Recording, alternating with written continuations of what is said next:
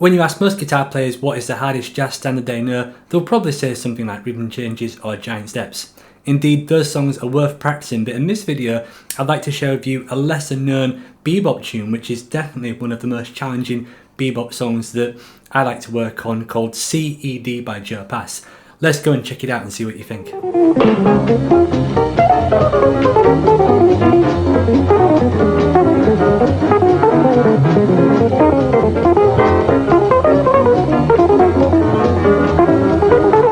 Hey everybody, Jamie Holroyd here, helping you learn jazz guitar. Welcome to the channel. In this video we're going to be breaking down the song called C.E.D by Joe Pass. Now, regular viewers of this channel will know I've already done a lesson about this. I've actually broke down Joe Pass's solo and talked about it, but this video really aims to give you more of an insight into the song itself and some ways that you might go about improvising over this song, or just generally any kind of sticky, challenging bebop progressions, you know, things like Jaw Do or Fat Feet by Billy Bean, things with cycling dominant chords and lots of 2/5s. Joy Spring is another example. So let's get into it and check out some ways that you might want to improvise over this song. C.E.D follows the popular AABA form structure. We're focusing on the A sections for this lesson because they are what's challenging. In terms of the harmony, the song starts on a 1 chord, then we've got a series of 2/5s which descend by a tone, bringing us to F7, and then we've got some cycling dominance that eventually finish on the D flat 7 sharp 11, which brings us back to a C again. So it's C, 2, 5, 2, 5, down a tone, cycling dominance, and then D flat 7 sharp 11. Okay, so underneath all that harmony you've got 3 notes, which are C, E, D, and you've got those notes repeated. So all those chords are going around underneath that. So how do we solo over those? Let's have a look at the first approach.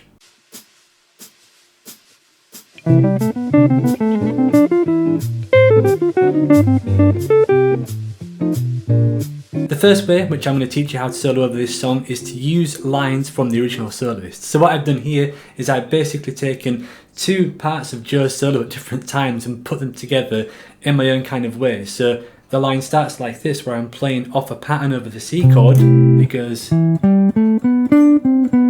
just a pattern like that, and then the line continues over the B minor 7 E7 like that. So if you put those together, C, E7, then I've had a bit of a breath there, and then I've got this pattern that goes,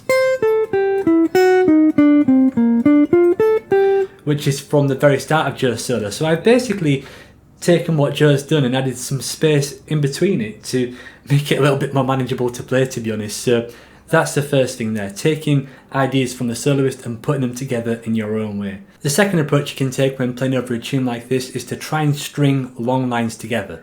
I like to think of this as being jazz Sudoku or a crossword. You're basically trying to get long linear lines that go through the chord changes.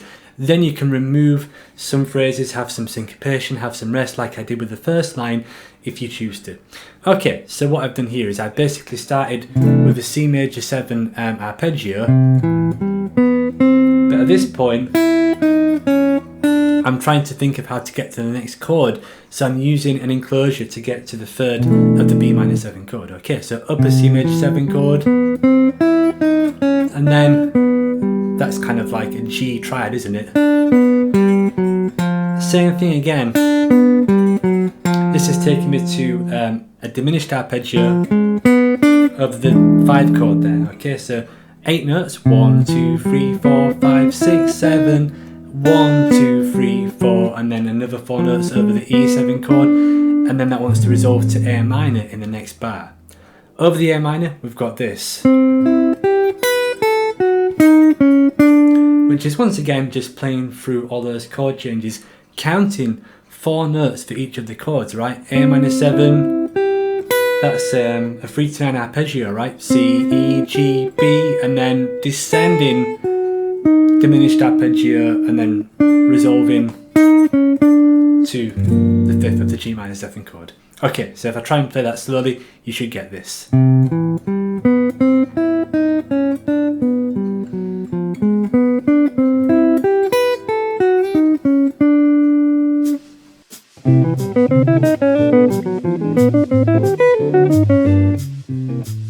The next way that you can play the changes like this is to use descending patterns or descending lines over the 2 5s. So as you can see here, I've just written out this line.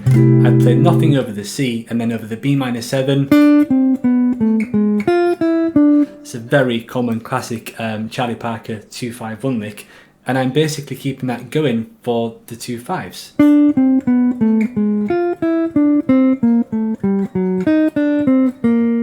Okay, so that's one way you can do it. You can put these lines together like that, you know, and then it's kind of easy to repeat the same thing and play sequential lines. Okay, so that covers playing over the first 4 bars of the A section. We're now going to look at the second set of 4 bars, which is the cycling dominants: F7, B flat, E flat, A flat, resolving to D flat.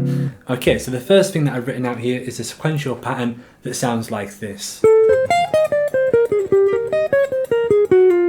Okay, that's a great sonistic thing, and it's the same thing as what we talked about earlier, really. It's just using a sequential pattern, but this time they've got to be all over the dominant 7 chords.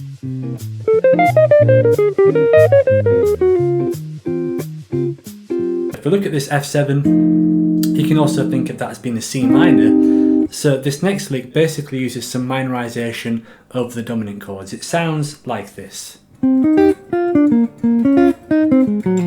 So there, over the F7, I've got a C minor triad, B flat descending triad, and then I've got a B flat minor triad over the E flat 7, and then a descending A flat triad, and then I'm resolving to the F note, which is the note of resolution here.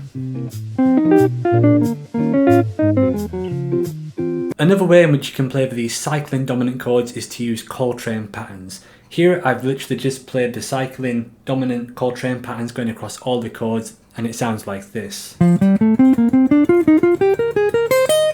Which is actually what Joe Pass does at the very end of his solo.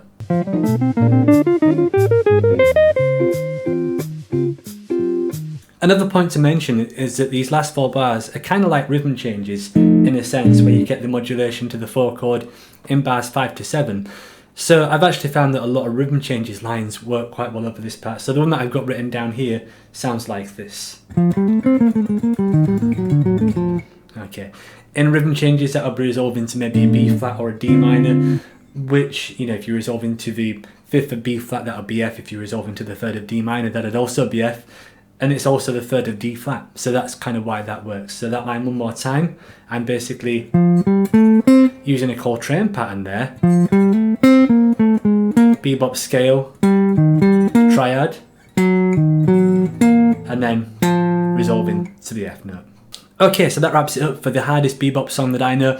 What I'd like to know is, what are some of the most challenging bebop progressions that you like to work on? Please share your thoughts in the comment section below, and if you like this video, give this video a like. Thank you to all my patrons for supporting this work. If you would like to get a PDF for any of these examples, you can do so by checking me out on Patreon.